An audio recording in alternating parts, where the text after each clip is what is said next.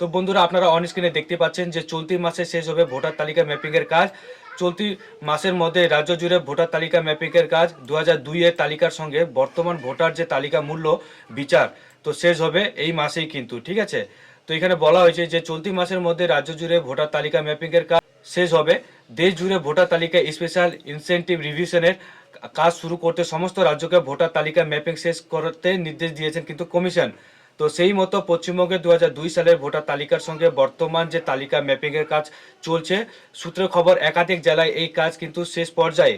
তো রাজ্য মুখ্য নির্বাচনী আধিকারিকের দপ্তর বা সিও অফিসের অনুমান, এই কাজ শেষ হলে রাজ্যের 52 থেকে 54% ভোটারের মিল পাওয়া যাবে, যার অর্থ এ রাজ্যে 46% ভোটারকে এসআইআর এর সংক্রান্ত নথি বা কাগজ দেখাতে হতে পারে। তো সূত্রের খবর, দার্জিলিং ও জলপাইগুড়ি জেলা বাদ দিয়ে রাজ্যের প্রায় সবকটি জেলায় ম্যাপিংয়ের কাজ প্রায় শেষের দিকে এবং প্রাকৃতিক দুর্যোগের কারণে এই দুই জেলায় ম্যাপিংয়ের কাজ শেষ করতে আরও সপ্তাহখানেক বা তার বেশি সময় লেগে যেতে পারে।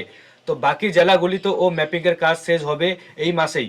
তো জানা গিয়েছে ম্যাপিং অনুযায়ী 2002 সালের যে ভোটার তালিকার সঙ্গে বর্তমান ভোটার তালিকায় সবথেকে বেশি মিল পাওয়া গিয়েছে পূর্ব মেদিনীপুর জেলায়। তো এই জেলায় পুরনো তালিকার সঙ্গে নতুন তালিকায় প্রায় 68% মিল রয়েছে। কমিশন সূত্রে পাওয়া ম্যাপিংয়ের কাজের বর্তমানে তথ্য অনুযায়ী 2002 সালের ভোটার তালিকার সঙ্গে বর্তমান ভোটার তালিকায় পূর্ব বর্ধমান জেলায় 61.56%, বাঁকুড়ায় 60%, পুরুলিয়ায় 63% বা পশ্চিম মেদিনীপুরে 65.69%, দক্ষিণ 24 পরগনায় 50% মিল পাওয়া গেছে। এছাড়াও এখনও পর্যন্ত উত্তর 24 পরগনায় কিন্তু 42% মিল পাওয়া গেছে। তো পশ্চিম বর্ধমানে 40%, নদিয়ায় 52%, বীরভূম 55%, দক্ষিণ দিনাজপুরে 59% ভোটারের মিল পাওয়া গিয়েছে। পাশাপাশি উত্তরবঙ্গের আলিপুরদুয়ারে 53.73%, কোচবিহার 55%, কালিম্পং 65.29% ভোটারের মিল রয়েছে। আরও জানা যাচ্ছে মালদহে 54.49%, মুর্শিদাবাদে 52.10%, ঝাড়গ্রাম 52%, উত্তর কলকাতা 55.35% এবং দক্ষিণ কলকাতায় 52.66% ভোটার মিল রয়েছে 2002 এর তালিকার সঙ্গে। তো দিল্লিতে সিওদের বৈঠকে কমিশনের ফুল বেঞ্চের সামনে রাজ্যে ম্যাপিংয়ের পূর্ণাঙ্গ তথ্য তুলে ধরা হয়েছে বলে জানা গিয়েছে।